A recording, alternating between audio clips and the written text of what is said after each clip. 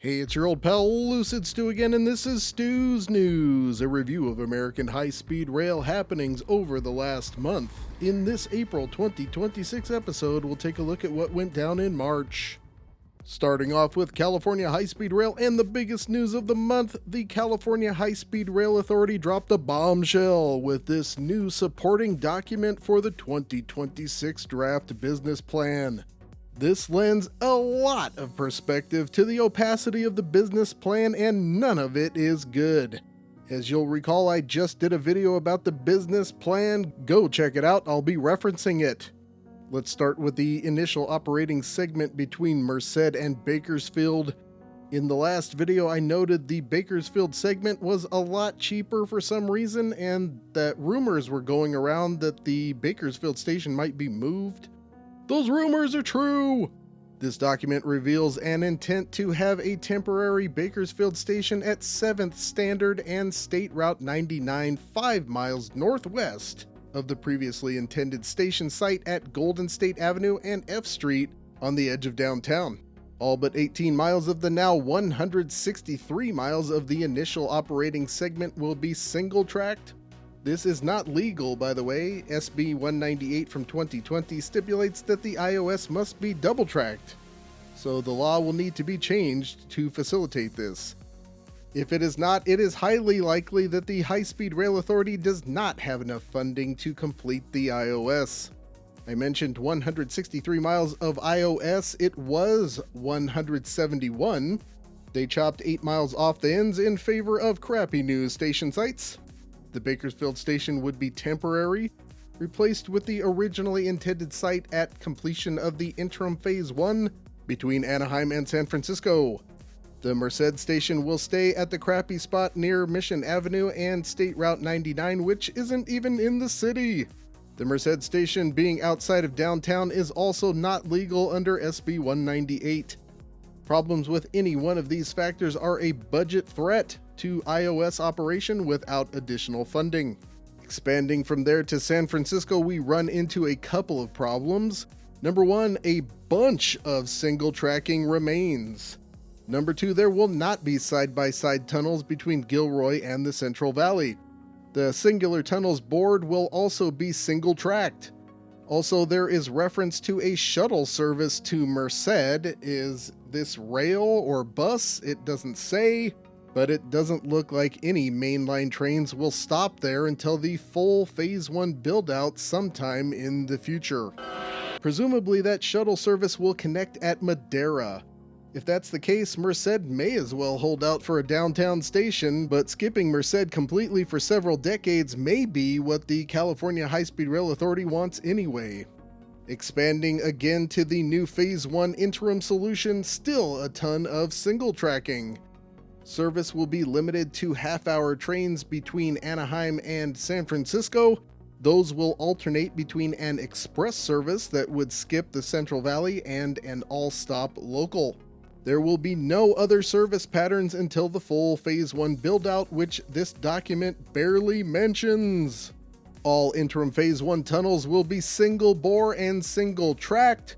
Additional tunneling will be deferred until full Phase 1 build-out. In my last video on the subject, I estimated full Phase 1 build-out would cost about $160 billion. That was without this new knowledge. This new information pushes that amount closer to $170 billion. That was estimated at $128 billion as recently as last year. All of these facts call the future of the project into question. 3 years ago, I made a video called California High-Speed Rail is in big trouble. Somehow with $15 billion in additional funding, the project is actually in worse shape now. At this point, we have to ask ourselves if this particular approach is really worth it. What do you think? Let me know in the comments. Let's take a look at how things are going in the Central Valley reports. Capital outlay budget summary crappy at $117 million expended in January. Keep in mind these reports run 2 months behind. Yet again, there's pretty much no way they'll be spending their budget this year, and by the way, they already knocked it down $600 million. On the bright side at least, contingency drawdown went back to normal. only 3.4 million in January, and you can see they have a great big pot left for now. I'm pretty sure that amount is for the full 163-mile initial operating segment from Merced to Bakersfield, and not the 119 miles they're working on now, since that part is supposed to be done by the end of the year, and blowing $3.8 billion in 9 months would be pretty difficult.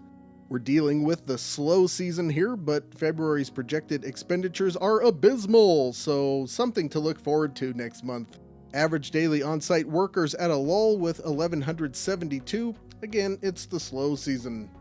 Construction progress on structures. They are 5 behind the schedule from the end of last year. This forecast has them 2 ahead by now. We'll see how that pans out in a couple of months. For Guideway, they are now 8 miles behind schedule. They've relented some on the March forecast, which now has 5 fewer miles completed than forecast 3 months ago. Overall, they are behind, but hopeful as usual. This schedule here has them completing 26 structures and 32 miles of Guideway in the next 9 months. They've never worked at that pace, but we'll watch and see. CP1 earned value chart. Schedule performance index slipping to 0.93. 1 is on schedule. You can see they're dangerously close to piercing the late line. Combine that with the truly awful February projections, and they might just be officially late as we speak. The trend line is also not good at all. It doesn't bode well for 2026 completion. On the bright side again, parcel delivery is forecast to be done by now, finally, 11 years after they broke ground. Utility relocations, they have 134 left. They've been working through those at a pace of about 12 a month. If the March forecast holds, that's cutting it pretty close, wrapping things up around November, 1 month before the entire initial 119 miles is supposed to be substantially complete. And lastly, a couple of insights into the incomplete complete railhead. Track installation and access road perimeter fencing and gates should all be finalized. Currently, they'll be inspecting the new office trailers. Presumably those are for site management while they finish building the various buildings outlined in their rendering. Right now it's just the 2 single-wide trailers. You can see that the disparity between what is done and what is envisioned is still pretty wide. Anyway, that'll do it for California high-speed rail. We'll go all the way to the other side of the country, since these California high-speed rail developments were a surprise, and we'll see what's up with Acela and the NEC. The Portal North Bridge over the Hackensack River in northeast New Jersey was finally inaugurated to regular traffic on the NEC with the completion of the cutover of one of its tracks. The 1,200-foot fixed-span bridge with its distinctive triple arch design actually got in a little early practice when one of the power poles on the approach to the old movable Portal Bridge nearly snapped, interrupting service. All is well now on both bridges. The Portal North Bridge will see its second track cut over in about 6 months, at which point it will carry the NEC's high-speed traffic over the river at 90 miles per hour. Just west of there is the Sawtooth Bridges project, which seeks to replace Amtrak's complicated set of flyover bridges that intersect with 2 other rail lines.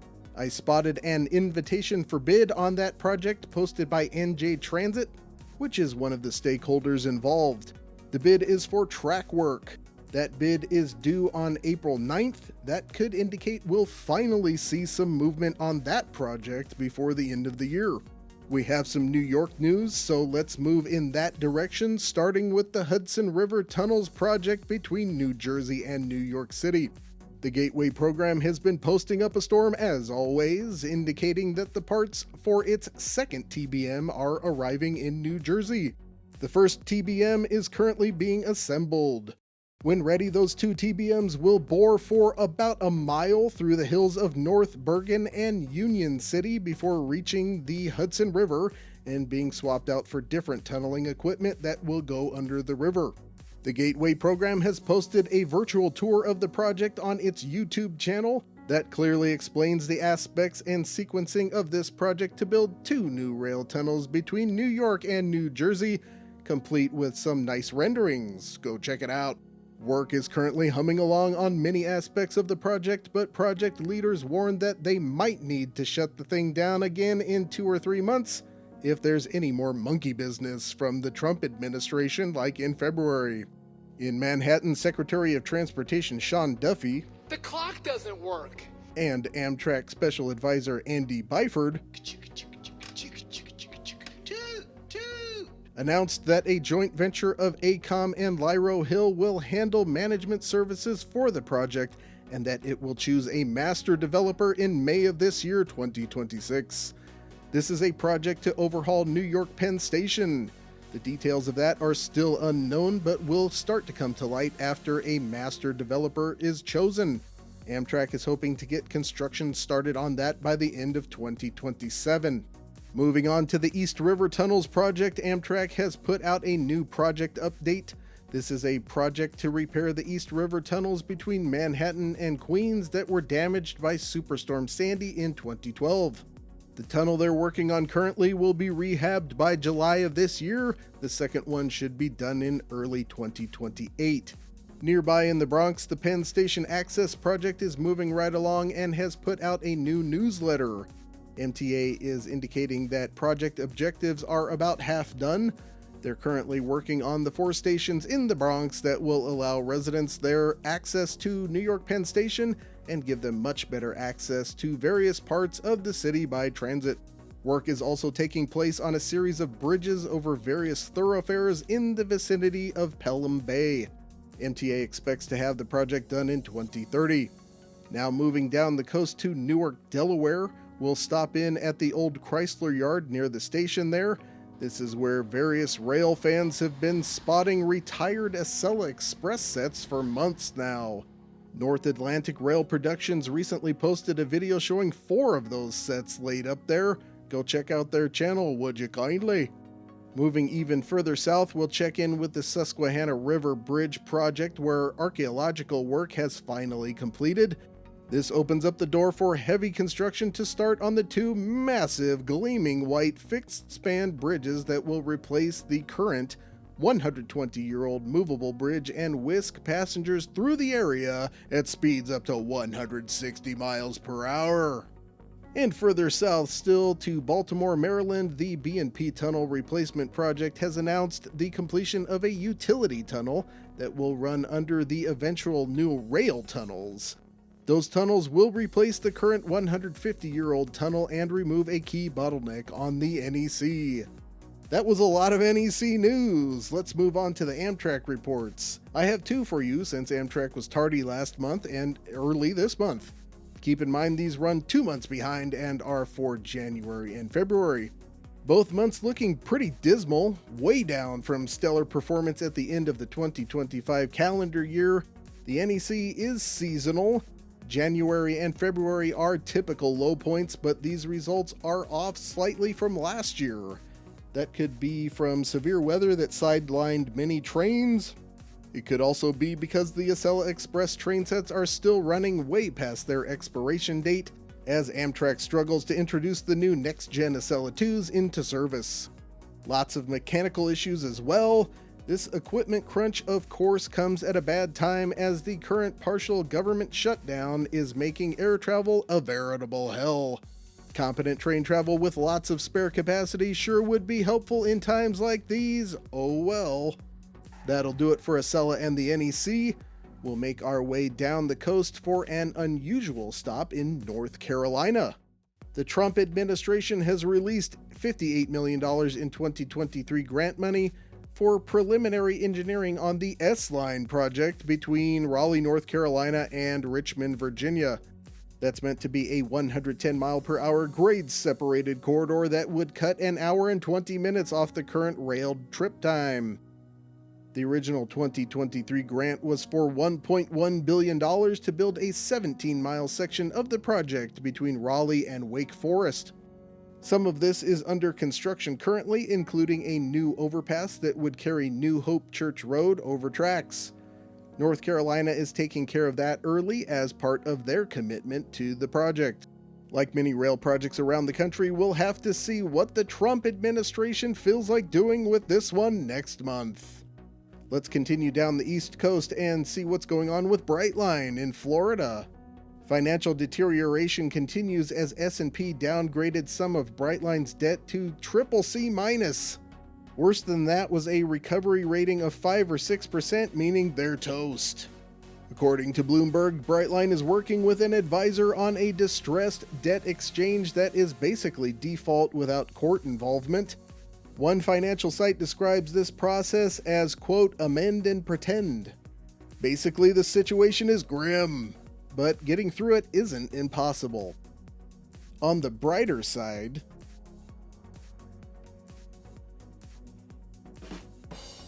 Brightline has been enjoying a boost from the current federal government budget debacle, announcing that it served 40,000 passengers over a recent 3-day stretch. That's not far away from the pace that is necessary for them to eke out an operating profit, so who knows? We'll have to wait until next month to see how March performance turned out on the whole.